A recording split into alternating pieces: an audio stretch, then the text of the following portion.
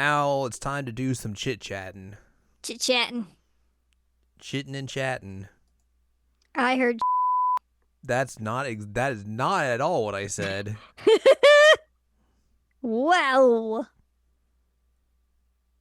Can't believe you. Sorry. Hello, welcome to this week's episode of Season Anime Checkup OVA. It's a podcast where we have conversations about video games, anime, and manga. Hello, I'm Jared, joined as always by Doc, Al, and Lady Hello. This is episode number 461. We're going to talk about some racing. Vroom, vroom. Vroom, vroom. Vroom, vroom. Cam's asleep, or else he would also be going vroom, vroom. True. Same with Ichiban. Two kitties. Although he would both literally be asleep. going vroom. Mm-hmm. Oh. Sorry. Cam's like, what? Am I missing out on the vrooms? What a boy. What a boy that Gam is. Yeah. Anyways, I'm going to talk about some video games that I've been playing recently. Mm-hmm. They're games where you can go vroom vroom in. Vroom, vroom. Mm-hmm. So yeah, I've been playing some sim racing games. Mm-hmm. You know, as you do. You know, because you got to make the cars go vroom vroom vroom. Vroom, vroom. I will say I'm not good at these games per se because I'm playing them on a controller, not a steering wheel. Because A, those are expensive. They're pricey. And B, I don't have room for one of those. As much as it would add to the immersion of it. There's just no place to put one of those right now. Yeah, that's a bummer. Well, yeah. I've been playing some sim racing, and you can play those on a controller. It's fine. That's why they got all the assists and everything to kind of help you out if you need to. Or you can just, raw dog it and just be like, I don't want any of these assists on. Give it to me Be careful with your language. in the purest way possible. Good job. Nailed it. Thank you. So first up, I got Assetto Corsa because it got cheap. It was like $5 at one point, and I was like, sure, why not? This is a sim game on the PC. Came out in 2014. But the big thing about this game is that it is incredibly moddable. Oh. Which is like the big benefit of this game in particular, and why it's still like seen as one of the best sim racing games that you could buy on the market currently. Despite the fact that it's 11 years old, despite the fact that so many other games have come out, in between now and then, it's just the fact that you can kind of just do whatever in terms of racing within this game, thanks to mod support and everything, just kind of puts it over the top a little bit. Mm-hmm. In regards to that space. So yeah, that's one of the reasons why I wanted to get this as well, just because I've seen some of the things you can do with this game. I was like, oh, that seems neat, and especially if you can get it for cheap, you can kind of do whatever you want with it. Why not? So yeah, like it is less sim-cadey than like you would think of a game that's on a console and everything, where it is trying to be more accessible to the average Joe. This is more like, if you're buying this, you kind of know what you're getting into. You're a little bit more of an insane person than the average Joe, let's say. Yeah. And in terms of just the base game, it has it has 15 tracks, a good handful of cars and everything. You can set up however you want a race to go in terms of laps or time or anything, what kind of cars you want to race against, how the AI is and everything. A bunch of different things you can do with setups and all that sort of stuff, online racing, all that sort of stuff. And then it has all the fun things you could do with a sim game where it supports 3 monitors, VR, track IR, all that sort of stuff. But again, the big thing with this game is that, you can mod it to basically kind of do whatever you want in terms of motorsport.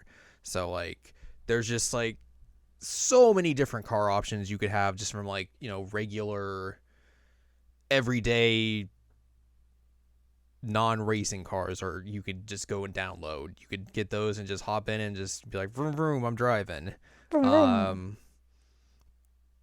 Pretty much any sort of race car that you could think of is probably been modded into this game, from like F1 to endurance racing, go-karts, oval racing cars, span the gamut from just like NASCAR, IndyCar, late model cars, dirt track cars, all that sort of stuff.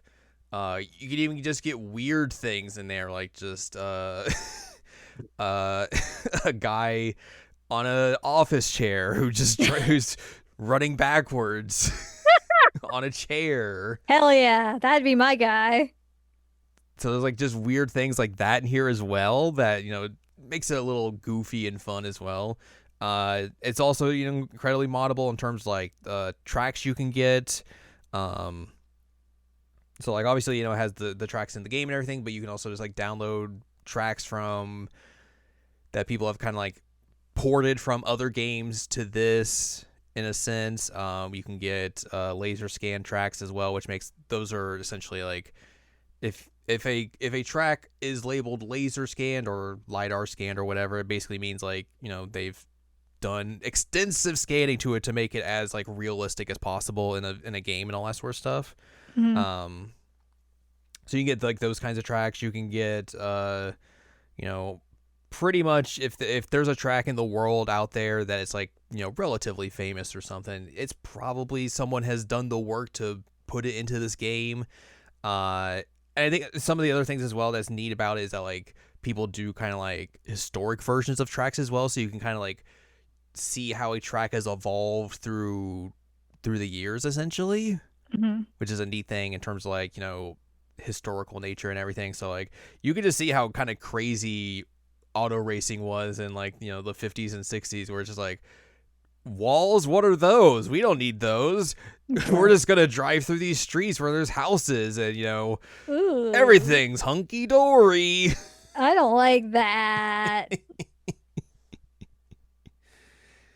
But that stuff's neat just to see kind of like how certain tracks like evolve from like through different time periods, and especially through like just the different eras of safety and racing and all that sort of stuff. Like I have downloaded tracks that are from like the early parts of the 20th century, and just like seeing how like just ridiculous those look and everything.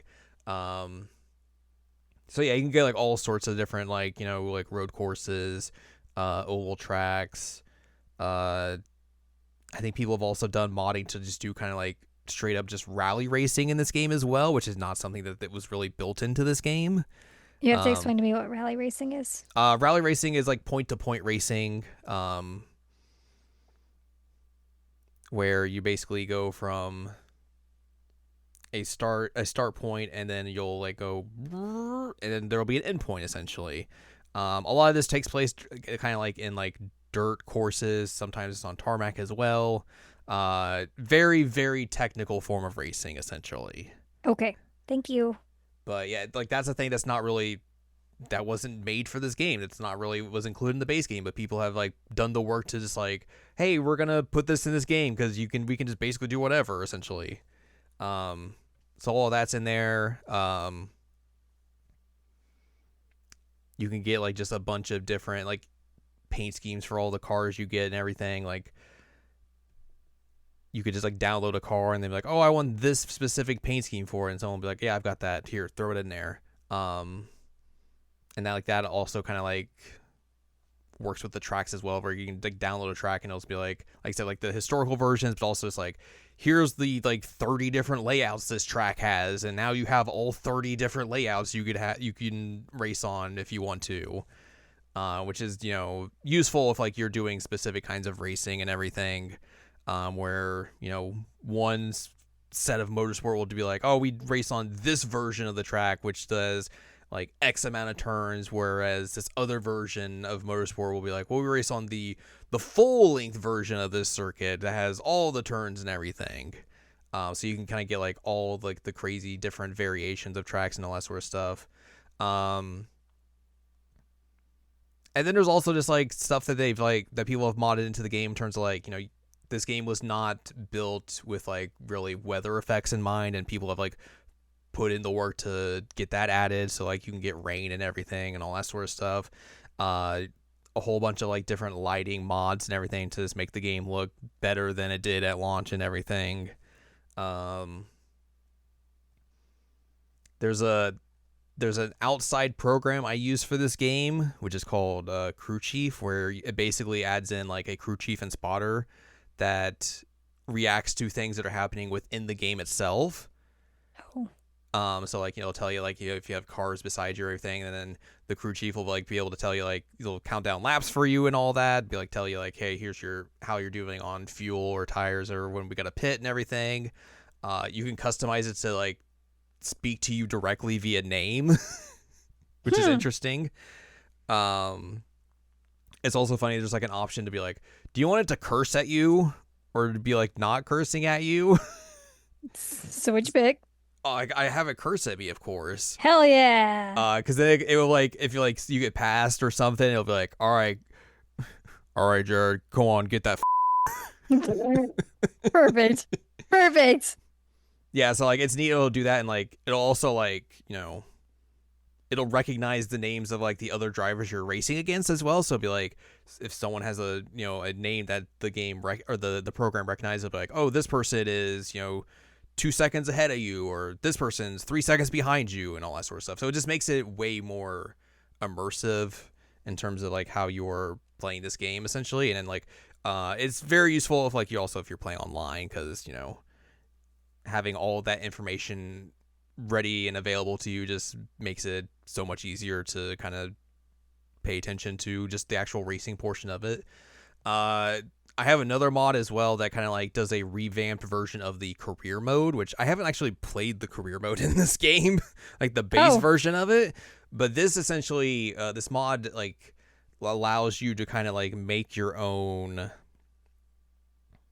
like leagues and stuff in terms of like what you're racing in essentially, and like puts them into different tiers. So like you can have a couple of different leagues in tier 5, and then like once you do well in like that league, you can move up to tier 4, and then you have completely different leagues that you could race in that tier, and then you just move it up and up and up and up.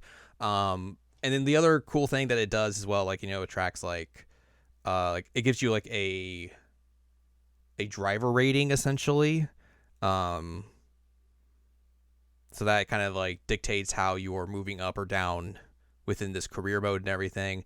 And also you're able to create your own rivals within this career mode. So like you have full customability about like, you know, putting different characters or just naming people into this career mode, and they will also move up and down in leagues with you. So it makes it just more immersive in terms of like, you know, if you're having some fun battles in a league with like this one character, you know, maybe sometime down the road when you're in another tier, you'll run into them again and have battles with them again. And also just like that customability about the customization in terms of like having rivals. Like you can throw whoever you want into there and have them race against you, which is fun. Just name a character, put a picture next to them. It's like, oh, they're in this now. Have It sounds fun. like an anime. It kind of can be like that, yeah. So like that stuff's just really neat and everything. And then of course, like, you know, there's a ton of different like UI customization and modability with the game and all that sort of stuff, just to make it, you know, look however you want and all that sort of stuff. So yeah, like it's really just it makes it just a game you can kind of just do whatever you want with in terms of racing. And that's like something you want to do. Like this is the game to do it, because the amount of different mods and support and all of that in terms of like different ways to race is just kind of unprecedented compared to most other games, or most other sim racing games out on the market as well. Like there are also like I mean, there are other games that you can do extensive modding in and everything, but this is kind of the game that really does it in a way that's head and shoulders above the rest as well. Like, there's another mod that I've looked at. It's very big in terms of like, how much data it uses on your computer, but like there's a mod where you can just drive around in a server on Japanese highways and just regular cars, and like that's just the thing you do in that server. Is just you're just driving around on Japanese highways with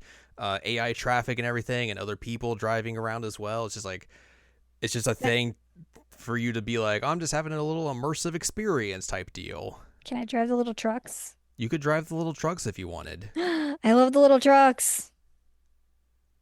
So it's interesting like that. Like that's a thing you could do in this racing sim game. That's not really a thing. That's not a racing thing. It's just like, oh, I'm just gonna do a little driving around type thing. But yeah, this game's neat. Yeah, that sounds fun. And then also, as you do, I've been playing an old NASCAR game, as you do. You go in circles. Yes. They put out that NASCAR 25 game recently. And I was like, I think we talked about that when we did like the preview stuff about it, how I was curious about it because like iRacing's making it and everything. And from what I hear, like, they did the thing where essentially they made a really good base game. It's just kind of lacking on features and all that sort of stuff. But there seems to be promise in terms of like what could be in the future and everything. Mm. But I had just kind of been, looking around and everything, and I saw that a game that I had played as a kid on the PC, NASCAR Racing 2003, which is the last, I believe it's the last Papyrus game that came out. They put out back in 2003 before they, I think, eventually lost the license. And then eventually they would move. This is the team that eventually became iRacing. And then, put that out. And now that's one of the biggest sim racing games out there, of course.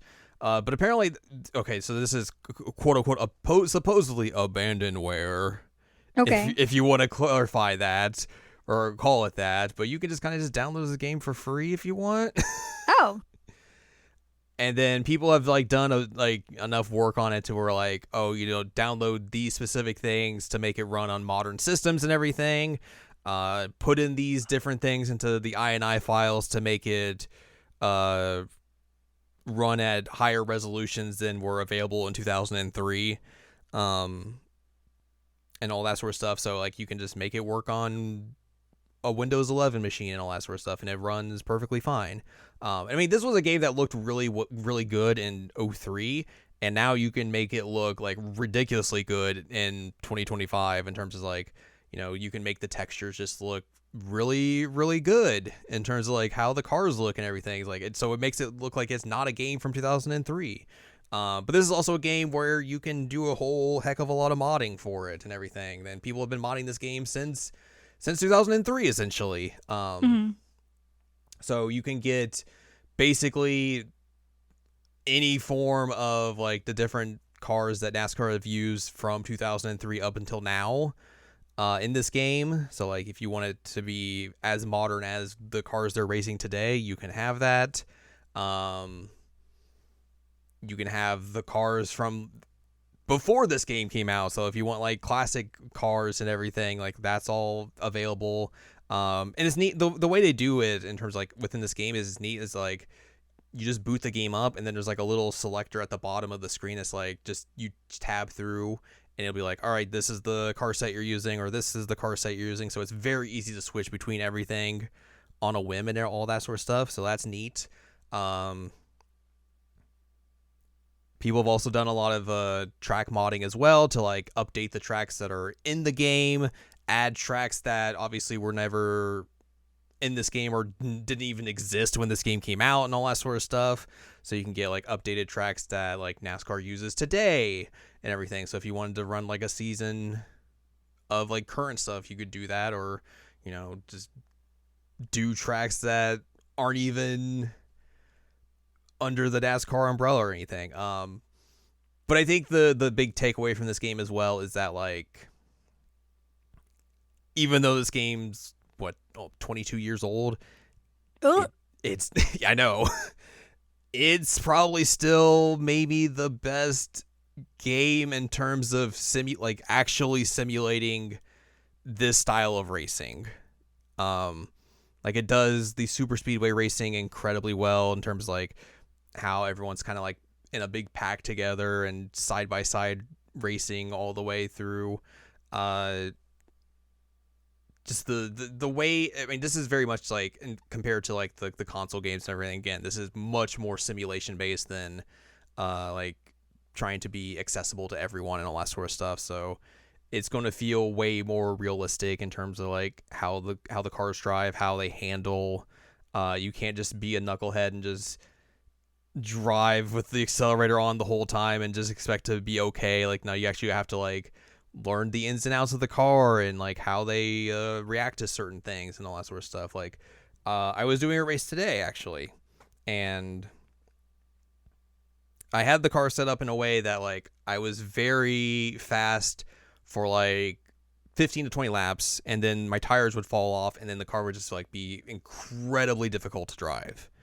And over the course of this race, I basically had to learn that, like, okay, instead of just like heading into these corners and letting off the gas and kind of just like sliding through and hitting the gas in the apex, I need to brake and slow down a little bit more, and then I can roll through the corner and hit the apex and then drive off the corner.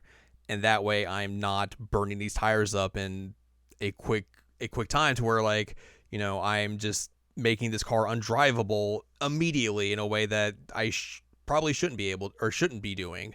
So it was interesting that I was able to kind of like figure that out, see the application happen in real time, and see kind of like the benefits as well of it, where it was like, oh, now everything's working out so much better.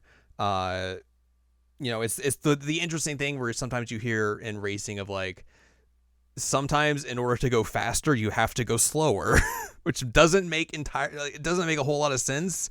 But in this case, it worked out tremendously to where like I was able to finish the race, and like, even though the tires were kind of starting to fall off near the end, like I wasn't making the car completely undrivable in a way that I would just be like falling back through the field.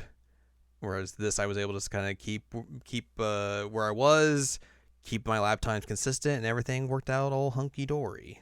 So that was like a fun thing to kind of just like, experience in a way where like I don't think you would get that same level of like realism or like being able to kind of like fix things on the fly that you would in like the old console games essentially. Mm-hmm. So like it's a fun thing to play, just to put on and play and just go vroom vroom vroom around the tracks. Vroom, vroom, vroom. Vroom vroom vroom. Vroom, vroom, vroom. Yep, there you go. I'm a car. Vroom, vroom. I could be a voice actor for a race car. It's true. Put me in the next Cars movie. Are you sure you want to be in the Cars movie? No. Oh, okay. Well, let's talk about more racing, but in a completely different form of racing. Perfect. Ready. How do you like horse racing? I don't like horses. They scare me. Well, that doesn't answer my question, really. Well, I'm scared of them. Okay, what if they were horse girls? I watched Corona play it. There you go. And so, obviously I'm not scared of those horses. No. So yeah, obviously the game that came out over the summer that took a lot of people by storm was Umamusume Pretty Derby, the gacha horse girl game. It was very interesting to see kind of just like a wide variety of different people playing this game that you Mm-hmm. wouldn't. Also, I think you wouldn't expect to play this game. We're kind of playing this game as well. So that was an interesting period of time over the summer. Yeah, this game, the gacha game, finally came out worldwide. It had been out in Japan since like 2021. Finally made it over here, and blew up in a way that I think was very surprising to a lot of people. Yeah. Where you had very interesting takes on on this game and the idea of horse racing gacha game, essentially. Which, sure, I mean, yeah, I guess you can have those takes and everything, but it's whatever. But yeah, this is a gacha game. You pull for the horse girls, and then how you play is you level them up as you would in a gacha game. You can get more versions of them to level up their star ratings, so you can get more skills and everything and make them better and level up their starting skills as well. You have support cards that help you out through your careers and everything, and then the career mode is where you basically do like the actual playing of the game, essentially, where you train up your horse gal, and then you run races, and you hope to win and hope to complete your career as the best horse gal. Mm-hmm. As you do. It's an interesting game, I think, as well, because like when you think of just like a gacha game specifically, and like tailored around horse girls, you don't think of like, oh, this is going to be a sports game. But I think one of the things that is really well done with this game in particular is like the presentation that the game does in terms of like when you get into the actual races, because they basically present them kind of like how you would be like watching it on like television, essentially. Mm-hmm. Where you have like the big kind of presentation of like, here's the race we're in, and specifically like it gets like more prestigious depending on like which tier of race it is. And when you're actually watching the races and everything, it does a good job of like showcasing the battles between the different horse gals and everything, going through the field and showing you kind of like, here's what's happening and all that. Like there's commentary that updates you through the field and all that sort of stuff, and telling you like the battles, and they get extremely hyped as they come around the final corner as they go to the finish line and everything. It just does an incredible job of like doing the sports things that you would maybe not necessarily expect, in terms of like you're getting yourself hyped up for your specific character and everything. Watching them come through the field, or if they're in the front, just like holding on to their lead, is very exciting. And it's like, it's not, I guess like when you think of like just how this game is and everything, that's not the thing you would necessarily expect it to excel at, I guess, is the thing. And it really does just like an excellent job of being a good sports game in that aspect. Because a lot of like there are manager like type games in sports and all that sort of stuff, like Football Manager, Out of the Park Baseball, stuff like that, where you're kind of like, you're the person in charge of the team and everything. Like you're putting the team together, you're like doing all the strategies and all that sort of stuff, and then once it gets to the actual playing of the game, like you are completely hands off at that point. Like it is the computer doing all the decisions for it, and you're basically just like as a manager would be, you're just kind of watching and seeing how things go, doing some strategy tweaks here and there, but like you don't have control over the players, and you're just kind of at the whim of if they're going to do well or not. And this game kind of does that same type of vibe of just being like, all right, well, I've trained this gal in this specific way. I've got her skills set up this specific way. Once it comes to the race, it's out of my hands. Let's see how it goes. And I just gotta watch and hope for the best, essentially. And I think like when it comes to like those like management type games in particular, like when those games excel, it basically excels at the fact that like it makes you kind of transform back into just like a fan in terms of like you're just watching and rooting for your team or rooting for the person or whatever. And it gives you that kind of like fan experience that you would get if you were watching, an actual sporting event, which I think in terms of sports games is difficult to pull off, especially because like if you were the person in charge of the, like not in charge of the team, but playing as the team or playing as that person, you don't get that necessarily that same vibe, or you don't really get that same kind of feeling as if like you don't have any control whatsoever. Because if you are the person like directly controlling a team or a person, you have you're much more able to like influence the results, rather than if you're hands off, you can't. You're just there, like I said, you're just along for the ride. So like those other management games or sports management game, this basically kind of just does the same thing, where like you're just, when it comes to the races, you're watching, you're hoping, and you just gotta watch and see if everything you did in your training of this horse gal, pulls off and you're able to win and everything. So I think it does a really, really good job of that aspect in terms of like being a really good sports game, which again I don't think is necessarily what they're going for with this. But it makes it much more interesting, or much more fascinating, that they were able to pull that off incredibly well. Aren't the horses based off real horses? Yes. They're all based off of real horses. Because there's that one menace horse that Corona was laughing a lot about. And then there's the one horse that she looks like Estelle from Sky.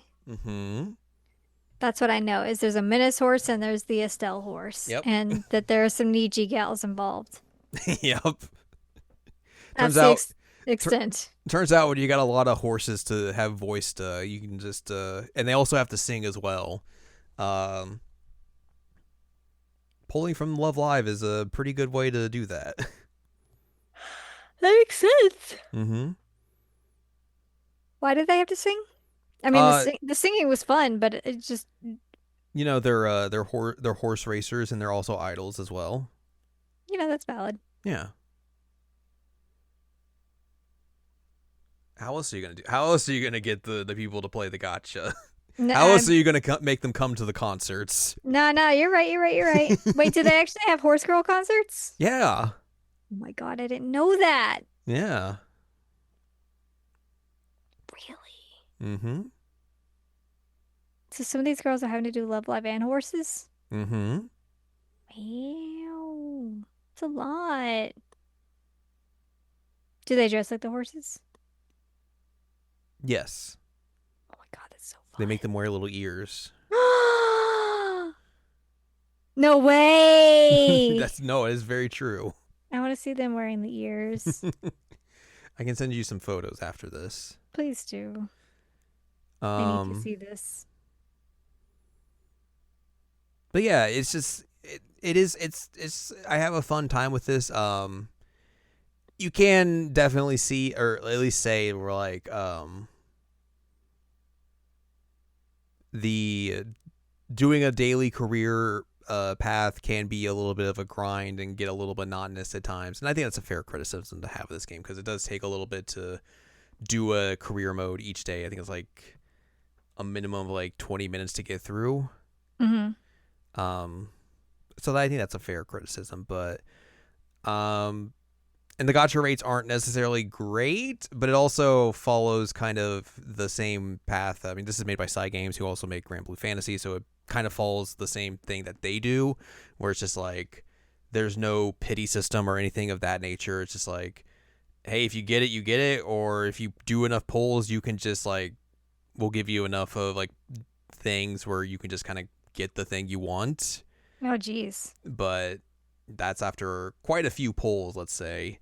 So I know people who like are more used to kind of more modern gacha game systems, essentially, are not a big fan of that. But this is again more inspired by classic gacha systems, considering who's making it and everything.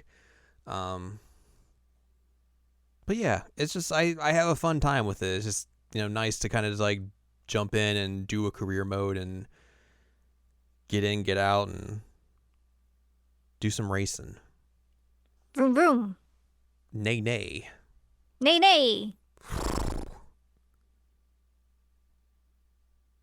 Doing a little horsing around, you might say. I was going to try and make the little horse snort sound, but then you did that, and I've just lost it entirely.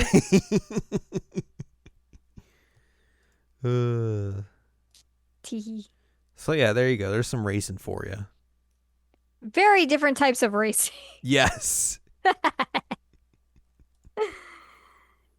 Start to finish, different types of racing here. Yeah. You ain't Legit, wrong. though. You ain't wrong. But yeah, that's going to do it for us this week. So if you'd like more from us, head on over to seasonlanguagecheckup.com or scc.cool, where you can find past episodes of this podcast and other podcasts like Jared Now Watch. You can also find columns and reviews on the site as well. If you'd like more from Ann Ladium, go to annladium.com. She's got columns and reviews. Follow us on Twitter and TikTok at Anime Checkup. Follow us on Blue Sky at seasonlanguagecheckup.com. Buy our books, One Shiny Moment, with critical analysis of Love Life, Sunshine, Hot Tubs, and Pac-Man on Amazon.com. And support us on Patreon, patreon.com/SACOVA. Buy us a slice of pizza, get access to unedited versions of the podcast early. Our monthly exclusive Patreon podcast should have a new episode of that this weekend, probably. Yeah, we have to, probably. Yeah. So look forward to that. Mm-hmm, mm-hmm. You can also find the other episodes of that up there as well, and a bunch of other bonus content as well on the Patreon. Next week, we'll talk about something.